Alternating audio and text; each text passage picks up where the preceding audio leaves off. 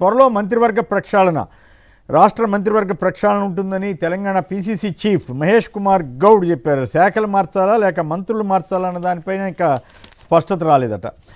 Interesting వార్త తెలంగాణ రాజకీయాల్లో. BJP RSS డిఎన్ఏలోనే vote చోరీ ఉందని చెప్పి రాహుల్ గాంధీ ధ్వజమెత్తారు.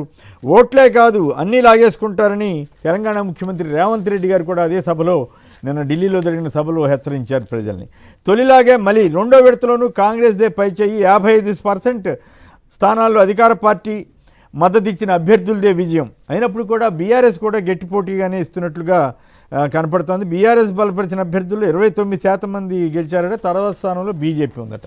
అయితే నమస్తే తెలంగాణ మాత్రం డిఫరెంట్గా ఇస్తూ ఉంది. 7 జిల్లాల్లో ఎగసిన గులాబీ జెండా, మరో 17 జిల్లాల్లో హోరాహోరీ అంటూ రెండో దశలో కాంగ్రెస్ 1984, బీఆర్ఎస్ 1297. వీళ్ళు కూడా కాంగ్రెస్కే లీడ్ అని చెప్పినా కూడా బట్ బీఆర్ఎస్ కూడా బాగా గణనీయంగా రావటం అనేది అయితే ఒకందుకు అభినందించాలి. తెలంగాణలో ప్రజాస్వామ్యయుతంగా ఎన్నికలు జరుగుతున్నాయి. మోస్ట్లీ తర్వాత ఏదైనా జరుగుతూ ఉండొచ్చు, కొన్ని చోట్ల జరిగి ఉండొచ్చు, కానీ బట్ ఓవరాల్గా ఏపీతో పోలిస్తే ఏపీలో మాదిరి ఇక్కడ రెడ్ బుక్ గోవాల ఇట్లాంటి ఏమి లేకుండా ఎన్నికలు సజావుగా జరుగుతున్నందుకు కాంగ్రెస్ ప్రభుత్వానండి, రేవంత్ రెడ్డి గారినానండి, పోటీ చేస్తున్న ఇతర పార్టీల వారినానండి, అందరినీ అభినందించాలి.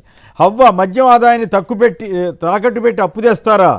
సంపద సృష్టి అంటే అప్పులు చేయడమే, ఇదేగా అప్పులు చేయడమేనని బుగ్గల రాజేంద్రనాథ్ రెడ్డి గారు మండిపడ్డారు చంద్రబాబు గారి మీద. సేన్రేజీ గుత్తేదారుల దాటవేత కథలు అంటూ ఆంధ్రప్రదేశ్లో అప్పుడప్పుడు ఎల్లో మీడియా కూడా కొన్ని వార్తలు రాస్తూ ఉంటుంది. ఆ సేన్రేజీ కాంట్రాక్టర్లు చేస్తున్న డబ్బులు కట్టట్లేదంట, శనగ పేరుపోతుందంట గిడ్డలంగుల్లో. ఫ్రీహోల్డ్ సమస్య సాకా అంటూ సీఎం ఆదేశించిన కొలిక్కి రాని సమస్యలు అంటూ రాష్ట్రనిచ్చారు. ఈయనెవరో కాళ్ళు పట్టుకో వదిలేస్తా, టీడీపీ జనసేన మధ్య బ్యానర్ చిచ్చు అంట. జనసేన నేతలను చితకబాది కాళ్ళు పట్టించుకున్న టీడీపీ నేతలు మచిలీపట్నంలో జరిగిందంట.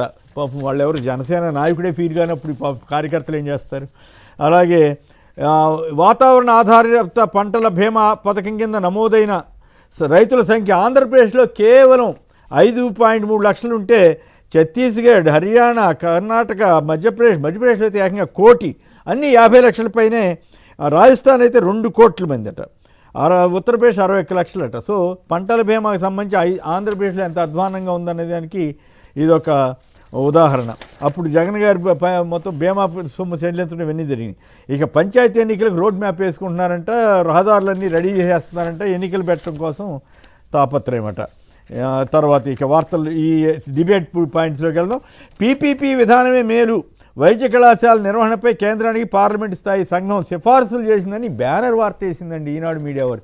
వాళ్ళు ఏపీ ప్రజల పట్ల ఎంత కక్షతో ఉన్నారు, ఎంత తెలుగుదేశం భజన చేయడం కోసం ఈ రకంగా వార్తలు రాస్తున్నారు అన్నదానికి ఇవాళ సాక్షిలో ఈ మొత్తం ఎల్లో మీడియా వక్ర భాష్యం చెప్పిందంటూ డీటెయిల్డ్గా అసలు కొత్త కాలేజీలకు సంబంధించి అక్కడ చెప్పారా లేదా వచ్చే కాలేజీల గురించి చెప్పారా అవేమి రాయకుండా అనుమానం వచ్చి అసలు కొత్త కాలేజీలకా కాదా అన్నది లేకుండా ఏదో ఇప్పటికిప్పుడే జరగాలన్నట్లుగా సిఫారసు చేసినట్లుగా వక్రీకరించారనేది వీళ్ళు చెప్తున్నారు. మెడికల్ అయితే తమ పోరాటం ఆగదని ఈనాడు చంద్రబాబు జేబు సంస్థ అని చెప్పి టీజేఆర్ సుధాకర్ బాబు గారు, అలాగే సిదిరి అప్పలరాజు గారు ఎల్లో మీడియా రాతలు నీచం అని చెప్పి ఆయన, అలాగే మెడికల్ ఉద్యమానికి ఎన్ఆర్ఐల మద్దతు అని వార్తలు వచ్చాయి.